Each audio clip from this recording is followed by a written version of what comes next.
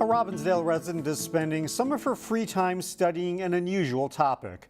Eric Nelson has a story of a Twin Cities teacher who is trying to call attention to the garbage problem at a local lake.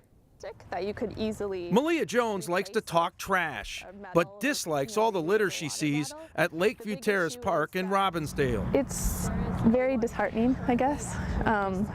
You get angry. In 2017, Malia conducted her own garbage survey around Crystal Lake, which is just a couple blocks from her home. I picked up over 100 straws. Malia is on a mission to make people realize that littering has reached a crisis stage. From sandals to softballs to straws, she saw floating debris everywhere. 90% of everything I picked up was plastic, and the majority of that was single-use plastics, right? Plastic you use once and you throw away. The plastic problem is an epidemic. This synthetic material is one of nature's worst enemies and can spoil a pristine setting. So it's not biodegradable, meaning we don't have any organisms that will break it down. It's considered photodegradable, meaning the sun will break it into smaller pieces, but it'll never completely disappear. It'll just get smaller and smaller. For Malia, this is personal. Her close proximity to Crystal Lake has made her hyper aware of all the trash she sees. I guess I feel very connected to the lake. In that sense, and so I want people to take care of it. Soon, Malia will have a master's in biology, but for now, she is well versed on trash and how it ends up in Crystal Lake. A lot of it matches places that we have close by downtown as far as where that litter came from. Unfortunately, Malia has discovered that some people think the earth is their personal garbage can. Litter encourages more litter. So if they see someplace that's litter, they're more likely to litter because they think, well, what's one more piece of litter? Malia will be back on the lakefront on April 27th. It's all part of Arbor Day. She and others will be cleaning up the park. In Robbinsdale, I'm Eric Nelson, CCX News. Malia Jones collected more than 1,400 pieces of trash along Crystal Lake near the fishing dock and the boat launch. The city of Plymouth is considering closing the West Medicine Lake boat ramp this summer and possibly permanently. The boat ramp is only open 14 days out of the year to provide seasonal deep water access to Medicine Lake. A fast-growing algae called starry stonewort was confirmed in Medicine Lake in 2018. So reducing access could help protect the lake.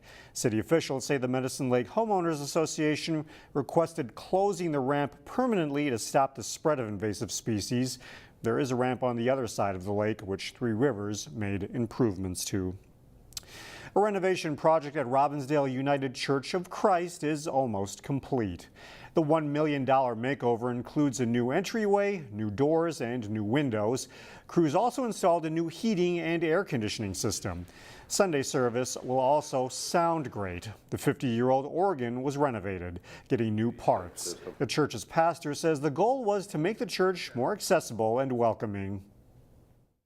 We are an accessible to all congregation and an open and affirming congregation, and we just wanted a space where everybody could enter the same place and we could do our ministry all as one people. It's been 27 years since the church has had any major renovations. The church also prides itself as a sanctuary congregation, helping people who are undocumented. An elementary school teacher in the Robbinsdale district is one of 9 finalists for Minnesota Teacher of the Year. Wilbur Winkleman teaches 5th grade at Lakeview Elementary School in Robbinsdale. He originally was one of 168 nominees for the honor, which is organized by Education Minnesota, the state's teachers union. A panel of judges will interview each finalist and pick the winner, who will be named May 5th. It's National Volunteer Weekend for organizations like the Animal Humane Society. They wouldn't be able to care for the animals they serve without volunteers. Reporter Meredith Hackler introduces us to one volunteer who has been helping animals for 12 years. Oh, you're a sweetie. See, this will make someone a very nice pet. For Claire Willette, animal welfare has always been a passion. It's a warm feeling. That the whole point is the human-animal bond.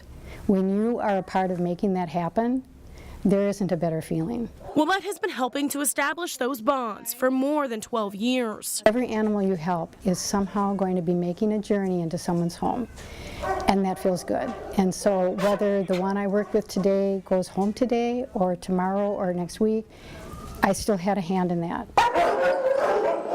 While Willette has been serving for over a decade, the Humane Society says they appreciate anyone and everyone who donates their time. We have people from all walks of life, students, professionals, retirees, and yet they come and we all work together hand in hand. And it's extremely rewarding and very, very humbling. Communication is key to helping potential owners find their perfect pet.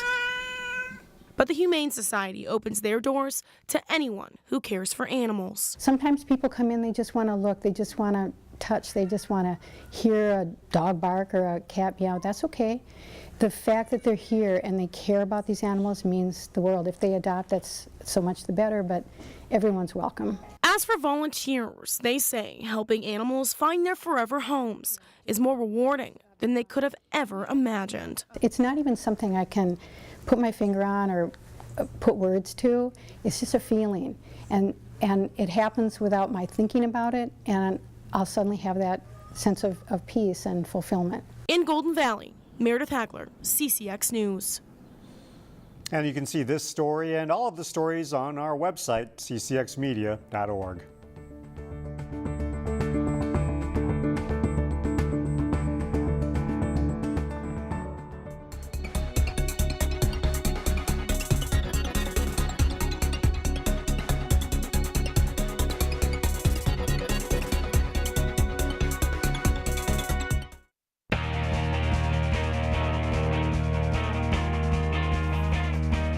The Maple Grove baseball team has a solid core of returning players, and the Crimson should be in the hunt to win the Northwest Suburban Conference title. Here's Jason Malillo with more. Inconsistency plagued Maple Grove last season, and the Crimson is aiming to rectify that this spring. From one season to the next, you don't always get the same results. And, you know, you see that even in the pros. I mean, somebody who had a great season one season, the next season you might struggle.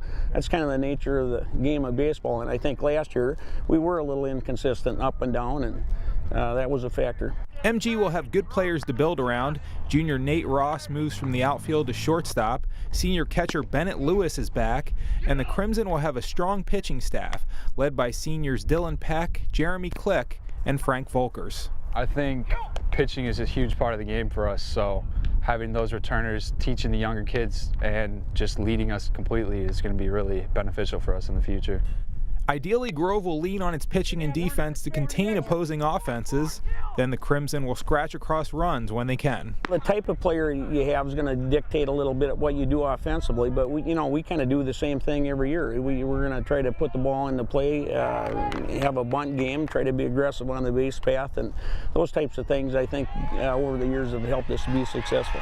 And there's a good vibe for the Crimson, since most of the boys on this team came up through youth baseball together. The team chem this year, I think it's better than it's been in a while because we just got so many guys that have been playing together for so long, and yeah, it'll definitely be an advantage to winning some ball games. Jason Malillo, CCX Sports. And Maple Grove has lost its first 3 games of the season to STMA, Armstrong, and Coon Rapids. The Crimson's next game is scheduled for Thursday at Andover. The Hopkins softball team has a new head coach this spring, and the Royals hope to have a strong season. Jay Wilcox has their story. New Hopkins head softball coach Carl Yancey is new to his position, but he's been around the program as an assistant. Yeah, there has been some changes, just like more aggressive, I would say. It's more of out of the gate type of deal, and it's hard to get used to like Mark not being around, but I think it's it's good to have someone that we know and not a totally new person. It's changed a little bit. We have a lot of competition, which is a lot of fun. I really love it. I think Carl's doing a great job, and I think he's doing a really good job of getting us ready for the season. It's a great group of kids that we have here today, and we got a good tradition here at Hopkins, and hopefully we can carry it forward with the way we've been doing things. I put in some changes. We've done a few things differently, but we're holding pretty close to Royals tradition.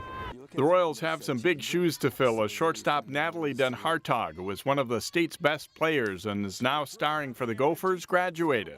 You know, I don't know if you can totally replace Natalie. You know, as a coach, she comes along and she might be a once or two time in your career player, but we've got some kids that are pretty dedicated and have really worked hard in the off season. Hopkins does have a good group of returners, including third baseman Parker Stoddard and freshman catcher Lauren Granger, a rising star. They'll start the season with a rotation of pitchers. Hopkins lost a thrilling but ultimately heartbreaking Section 6-4A final to Edina last season. They want to get back to that spot again. Of course, I think that as long as we're competitive and can put our mind to it, I think we're going to do great things. And if we keep hitting the ball, then we're going to make some great loud noise this year. I think we definitely want section champs, trying to go for this state tournament. Just trying to get our bats going right away in the games and score a lot of runs. Hopkins has been a regular contender to get to state, and they think that will continue this spring. Jay Wilcox, CCX Sports.